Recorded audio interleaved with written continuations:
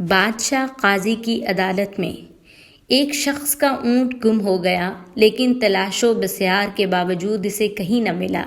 اسے یقین تھا کہ حاکم وقت کے دربار میں فریاد کروں گا تو اسے سرکاری خزانے سے دوسرا اونٹ ضرور مل جائے گا۔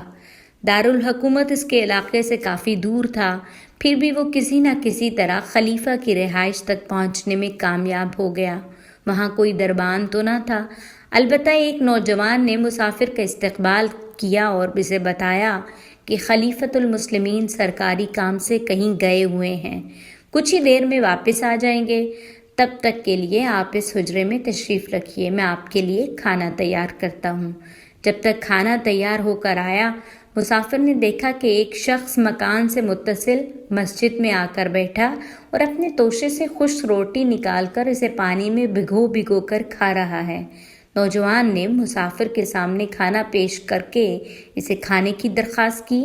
اس نے کہا، واللہ میں یہ کھانا اس وقت تک نہیں کھاؤں گا جب تک اس مسکین کو اپنے ساتھ شریک طعام نہ کر لوں جو مسجد کے صحن میں بیٹھا خشک روٹی کھا رہا ہے۔ تب نوجوان نے بتایا کہ یہی تو خلیفہ وقت ہیں اور میں ان کا بیٹا ہوں۔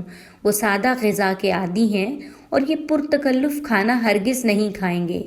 اتنی بڑی سلطنت کے مالک کی یہ سادگی دیکھ کر مسافر حیران رہ گیا اور سرکاری خزانے سے اپنے گم شدہ اونٹ کی جگہ دوسرا اونٹ لے کر وہ امیر المؤمنین کو دعائیں دیتا اپنی بستی کی جانب لوٹ گیا۔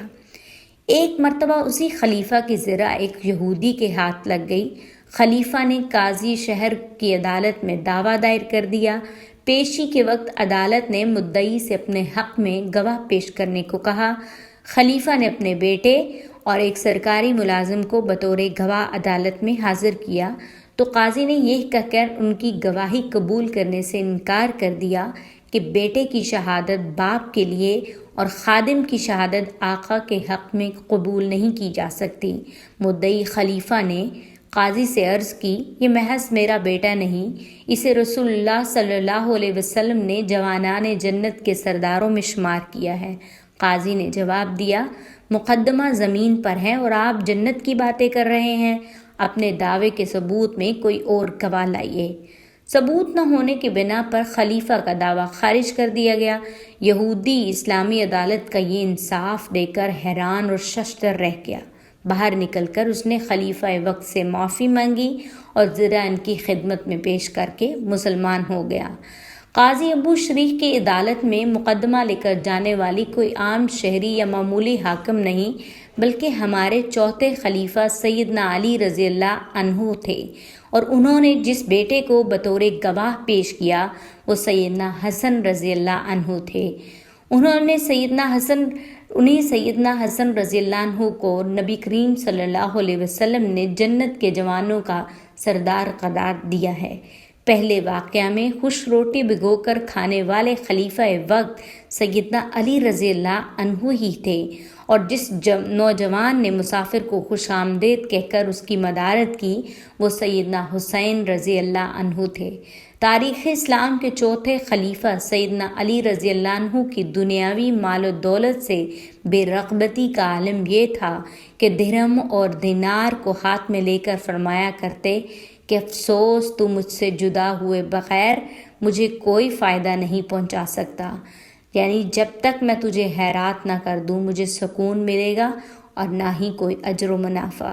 سیدنا علی رضی اللہ عنہ کی ولادت 603 عیسوی یعنی ہجرت سے 20 سال قبل ہوئی تھی۔ بعثت نبوی صلی اللہ علیہ وسلم کے وقت ان کی عمر تقریباً 7 سال تھی۔ نبی کریم صلی اللہ علیہ وسلم کے گھر میں پرورش کی وجہ سے سیدنا علی رضی اللہ عنہ کا کفر اور بت پرستی سے کوئی واسطہ نہ رہا۔ بچوں میں آپ ہی سب سے پہلے نبی صلی اللہ علیہ وسلم پر ایمان لائے۔ نبی صلی اللہ علیہ وسلم کے چچا ابی طالب کے فرزند ہونے کی حیثیت سے سیدنا علی رضی اللہ عنہ اور آپ صلی اللہ علیہ وسلم کے چچا زاد بھائی تھے۔ پھر بی بی فاطمہ رضی اللہ عنہا سے نکاح کے بعد وہ رسول اللہ صلی اللہ علیہ وسلم کے داماد بھی بن گئے۔ اپنے پیش رو تینوں خلفائے راشدین کے عہد میں سیدنا علی رضی اللہ عنہ ان کے خصوصی مشیر تھے۔ ان کے علم و فضل سخاوت اور بہادری اور عدل و انصاف کے بے شمار قصے تاریخ میں مذکور و مشہور ہیں۔ خلیفہ سوم سیدنا عثمان رضی اللہ عنہ کی شہادت کے بعد سیدنا علی رضی اللہ عنہ خلیفہ کے منصب پر فائز ہوئے۔ مدینہ منورہ میں مسلسل شورش کی وجہ سے آپ رضی اللہ عنہ نے دارالخلافہ کوفہ میں منتقل کر دیا تھا۔ آپ رضی اللہ عنہ کا دور خلافت سن 35 ہجری سے 40 ہجری تک تقریباً 5 سال رہا۔ اس عرصہ میں فتنہ و فساد کے بہت سے واقعات نے جنم لیا۔ کبھی خارجیوں نے سر اٹھایا تو کبھی مخلص صحابہ رضی اللہ عنہ آپ رضی اللہ عنہ سے بچھڑ گئے۔ مصر، فلسطین اور لبنان کے بعد عراق کا بھی بڑا حصہ جو باقی نہ بچا۔